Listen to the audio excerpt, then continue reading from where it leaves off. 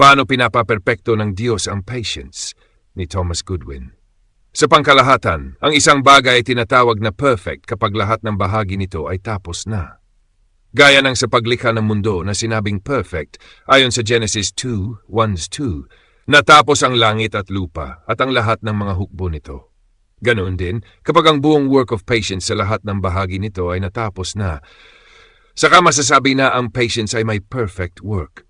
May 4 na sangay ang perfecting patience para ito'y mabuo. 1 ang privative work nito. 2 ang positive acts nito. 3 ang positive fruits nito. 4 ang mga adjuncts of perfection nito.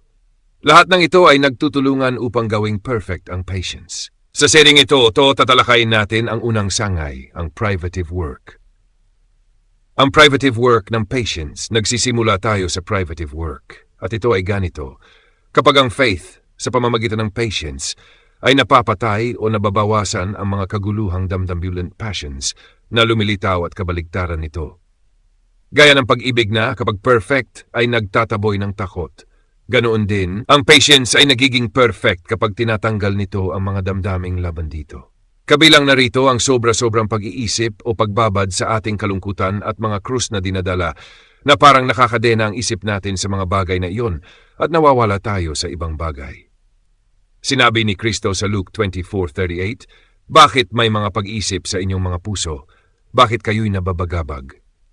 Kapag ang problema ay malalim, mabilis din umakyat ang mga pag-iisip. Gaya ng bigat na nakasabit sa orasan, pinapabilis nito ang galaw ng mga gear. Ganoon din, ang sobra-sobrang damdamin ay nagdudulot ng sobrang pag-iisip at pagkakatuon ng isip sa isang bagay, gaya ng sa mga bagay na nawala sa atin o mga bagay na pinagdaraanan natin. Ngayon, ang perfect patience ang nag-aayos at nagtutuwid sa mga kaguluhang ito. Ibinabalik tayo nito sa pag-aari ng ating sariling kaluluwa, ayon sa sinabi ni Kristo sa Luke 21:19, "Sa inyong patience, arin ninyo ang inyong kaluluwa." Dahil kung hindi, ang mga matitinding damdamin ay tinatapon tayo sa labas ng ating sarili, parang nawawala tayo sa sariling wisyo. Mga halimbawa ng particular na damdamin. 1. Inordinate grief, sobrang kalungkutan. Tulad ni Job na pinuri ng ating apostol dahil sa patience niya. Nawalan siya ng lahat, mga anak at ari-arian, pero walang nabanggit na sobrang lungkot o reklamo.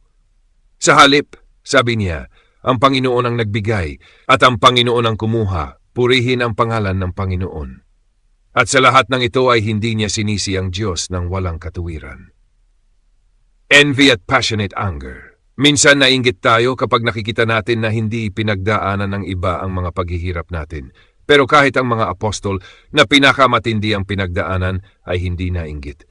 Sa halip, hinangad pa nila ang kabutihan ng iba. Ganoon din si Moses. Kahit ininggitan siya ng kapatid niyang sina Miriam at Aaron, hindi siya nagalit. Ang sabi sa Numbers 12:3, si Moses ay napakababa ng loob at sa ibang salin, napaka-patient. Ang kanyang pagiging meek ay bunga ng kanyang maraming taon ng paghihirap.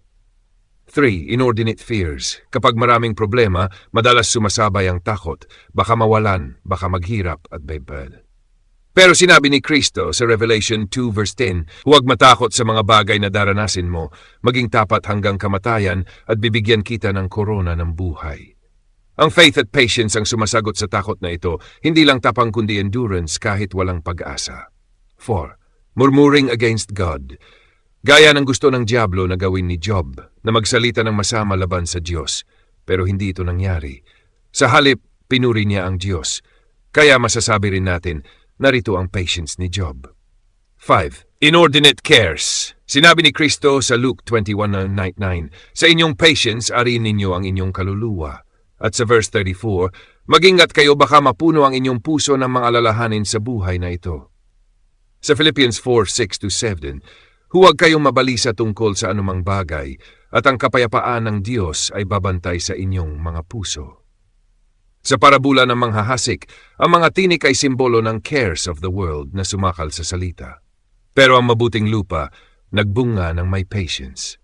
Pagtatapos ng unang bahagi, ito ay privative work ng perfect patience, ang pagtanggal sa mga damdaming pumipigil dito. Sa susunod nating bahagi, tatalakayin natin ang mga natitirang sangay ng perfected patience. Part 2, sa positive acts, sa positive fruits. Part 4, at sa adjuncts of perfection.